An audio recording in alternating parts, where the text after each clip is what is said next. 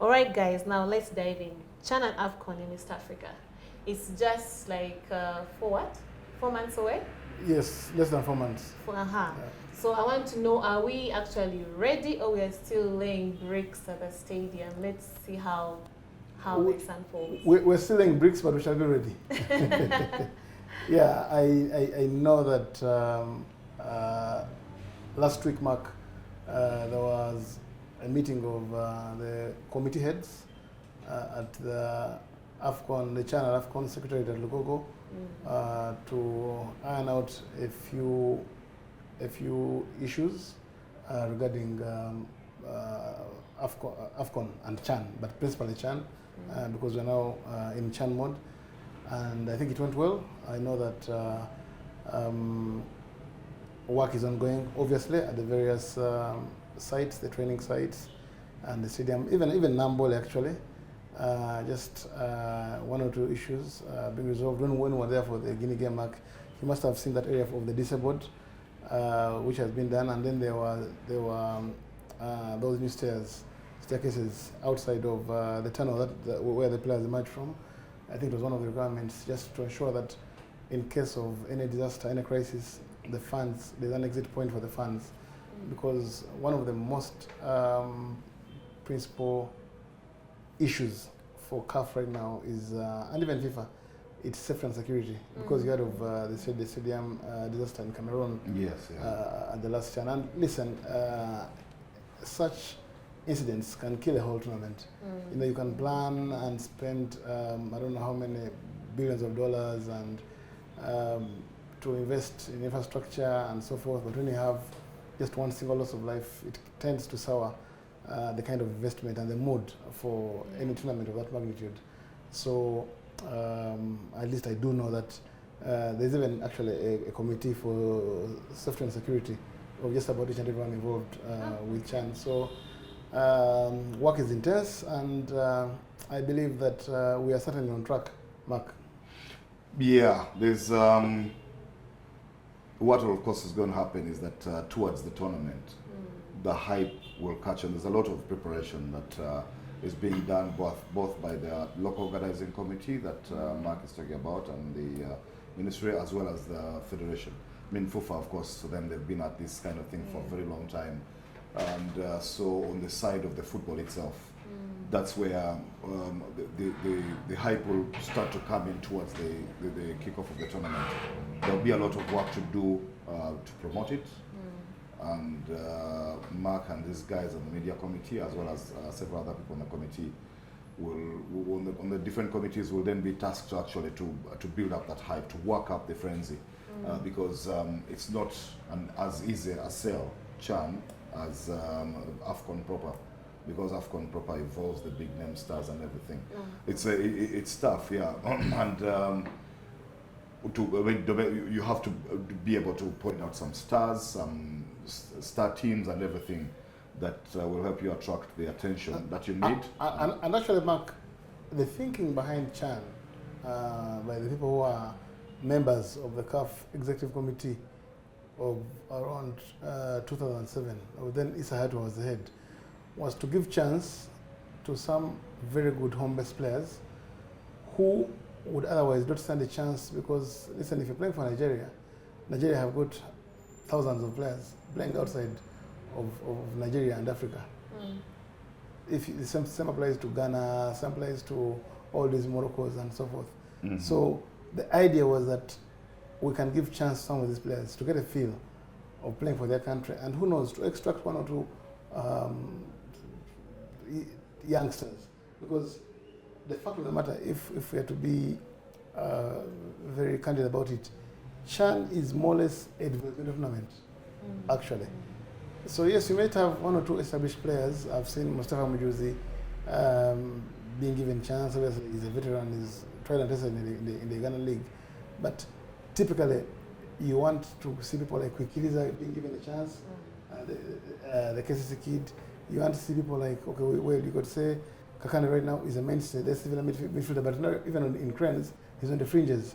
Whereas in Chan, where there's no Travis Mutiava, you think you're going to have John Patrick Akande being given an extended run out in the team to showcase what he can do with the other the Alan Zokelos of this world. Yeah, absolutely. Yeah, I agree with you on the beat about this being a development tournament, and it's good exposure for the local best players in the different leagues across Africa to be able to play at that level, and it helps. In the case of Cranes, I mean, if you talk about Uganda Cranes, because the gap, and we've said it here before, the gap between Chan and AFCON will be August to December. It's just a couple of months in between.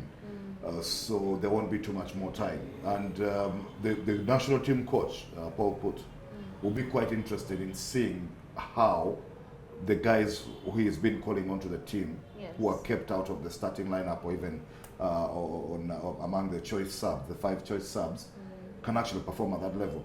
It will help with their case for Chan in 2020. I mean, in December in Morocco. I mean, Jude Semugabi is somebody who, at the last AFCON qualifiers, had almost won himself a starting place, but he has since dropped back to the bench. If you watch the game against Guinea, he only came on for the last few minutes. And then you have a guy like Sechiganda from SC Villa's midfield.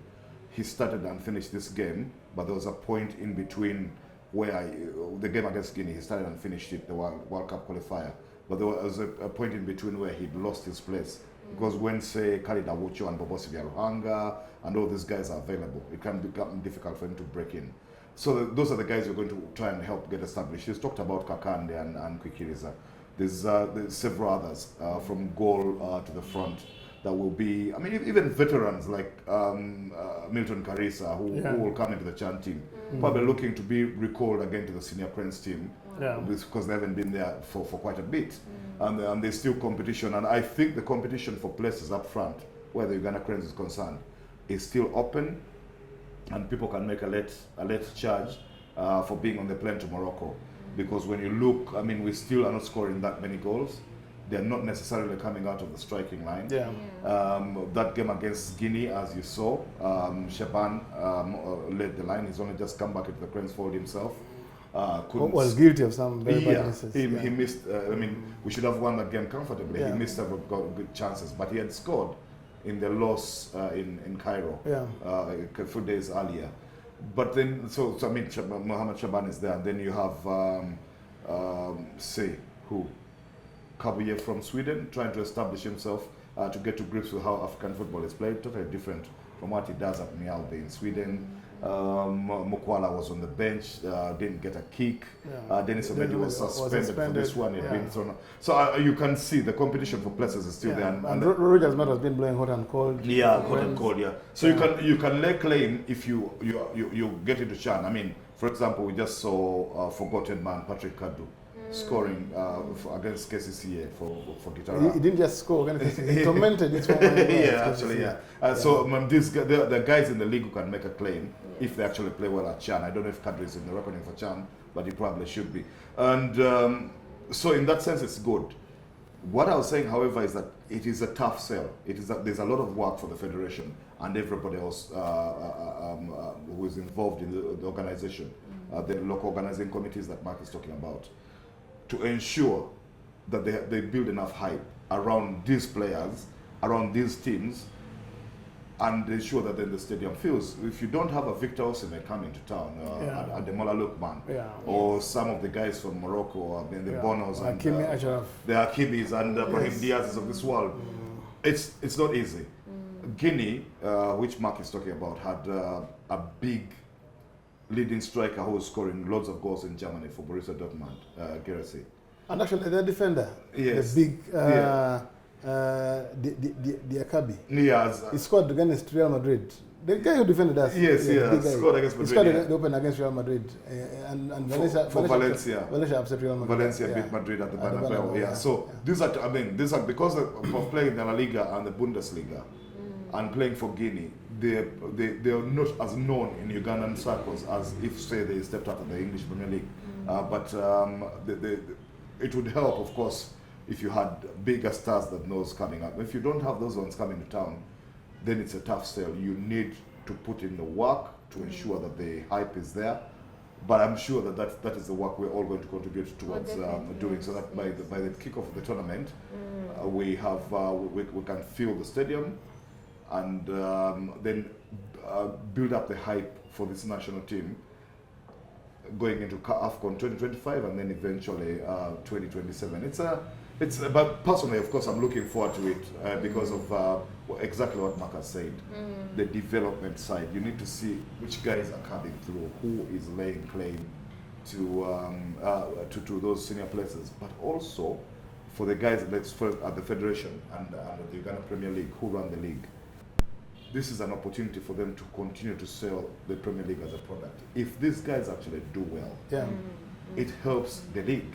The one good thing, Mark, If about these guys come and do well in the one Chad, good thing, it the one does good- the one trickle back. the one good thing backwards, about yeah. Ugandan Definitely, fans, which you cannot question, is their love for the national team. Oh, yeah. They Oh, love yes. the national team. Absolutely. And believe me, as we get closer to the kickoff date, to the official opening of Jan 2026, 2025, you can be sure that the hype will be there.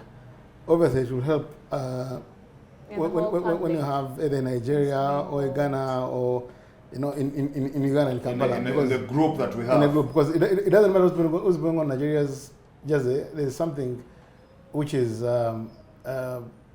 it's appealing about the green and white of Nigeria. Yes, absolutely. Or Ghana's black and gold. So I'm not so much worried about the enthusiasm. I think towards the tournament, when the fans see Uganda and the hype and the players being summoned and the intensity of the training sessions, I think everyone will want to have a piece of the tournament. Yeah, and then of course, Mark, aside from that, the ability to interest the fans, the Ugandan fans, and there are also the interest in the development of the team, of the players who are knocking on the door of the current side that plays those internationals of the World Cup and AFCON. There's the bit about the organizers, and because this is again another reason why Chan is being played. Rather, CAF has decided to be giving Chan to hosts, upcoming hosts of AFCON, the same way that the World Cup was doing with that Confederations Cup that they play in Europe. It's played a couple of years before the World Cup. Before the World Cup, yes. And the host nation for the next World Cup actually hosts it. Yes. Before that wasn't the case with Chan. Yes. But now I think they're doing it deliberately because it's like a dry run. Yeah, it's a proper dry run. So in terms of organization, readiness of facilities, organization on match days and in between, the handling of fans and teams and everything, that organization, as well as the preparations for the bit about safety, which Mark talked about, safety concerns and everything, how you prepare for the dry runs, evacuation of fans in case there's a stampede, evacuation of players in case of accidents and injuries. Stadium access. That kind of stuff. It will be very, very helpful to have this kind of tournament. I think Nambol is practiced now with all the AFCON qualifiers they've had and the World Cup qualifiers, and then also, until with Guinea as well, they are practiced. But I think it will become different level when you actually have 4 nations in your stadium at around about the same time. Oh, yes. It's not the same as hosting a one-off Guinea game and then you wait for 2 weeks for South Sudan to come. I know this is different. So that the intensity. And obviously it helps. It helps that Nambole, the MD of Nambole, Jamil Sewanyana, is a CAF certified safety and security official. Okay. So, and we have a couple of them in the country as well. And we have Dixon Bondokelo. Dixon Bondokelo, Abdul Sakabila. To keep us on our toes. Yeah, to keep us on our toes. So, I think it stands us in good stead ahead of August, and they can't wait.